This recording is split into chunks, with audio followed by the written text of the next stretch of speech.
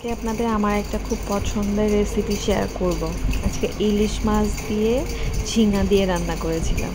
অনেক অনেক অনেক মজা লাগে আমার। ইলিশ মাছটা কেটে তারপর ঝিঙাটা সব কাটাকাটি কমপ্লিট করছি প্রথমে।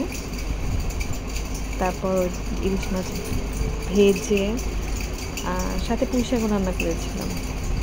আর ঝিঙার সাথে একটু আলু দিতে তো হবে। আলু হচ্ছে আমার সবচেয়ে প্রিয় খাবার। এই যে এদিকে ইলিশ মাছটা ভাজতেছি, ওইদিকে পেঁয়াজ তেলের মধ্যে দিয়ে তরকারির জন্য আর কি মশলা ভুনা ভুনা করে ওর মধ্যে ঝিঙা আর আলু দিয়ে দিলাম।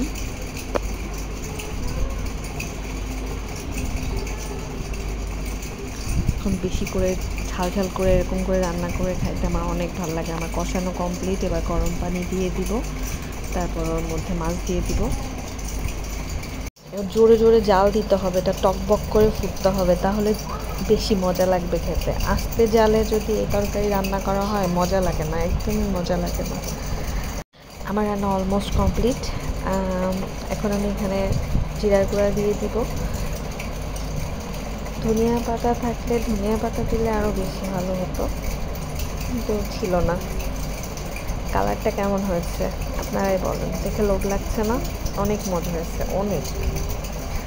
আর পুঁই শাক আমার মোস্টলি আমার কাঁঠালের আটি দিয়ে মসুরির ডাল দিয়ে পুঁই শাক খেতে বেশি ভালো লাগে, কিন্তু কি আর করা যাবে, আমাদের তো কাঁঠালের আটির এক সময়। এই যে পুঁই শাকের সাথে একটু ছোটো করে আলু কেটে দিয়েছি, এবার এটাকে সিদ্ধ করব। সিদ্ধ হয়ে গেলেই বাগার দিয়ে ফেলবো, খুবই মজা লাগে। এটাও খারাপ লাগে না, মজাই লাগে। আবার আপনারা পুঁই শাক দিয়ে অনেকে শুটকি মাছ দিয়ে রান্না করে, ওটাও খেতে অনেক ভালো লাগে। আমার সিদ্ধ হয়ে গেছে, এখন আমরা এটাকে বাগার দিব। বাগার দেওয়ার জন্য এই যে রসুন, পেঁয়াজ আর শুকনো মরিচ তেলে দিয়ে ভেজে নিচ্ছি। ভাজা হয়ে গেলে আমি আমার শাকটা দিয়ে দিব। আমার শাক কমপ্লিট হয়ে যাবে।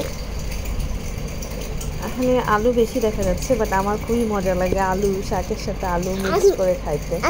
যারামুনিও খুব এক্সাইটেড এটা খাবে বলে, তাই না? কার কার পুঁই শাকটা মজা লাগে? আমার অনেক মজা লাগে।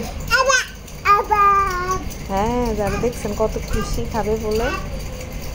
যারামুনিও খেয়েছিল। এখানকার যে আলু ছিল না, আলুগুলো খুঁটে খুঁটে ওর হাতে দিচ্ছিলাম, ও অনেক মজা করে খেয়েছে। আর এইসব যে রান্না করছি এর একটা কিছু আমার দেবর খাবে না, তার জন্য 2 পিস এই যে ইলিশ মাছ ভেজে ঝাল পেঁয়াজ ভেজে রেখে দিই।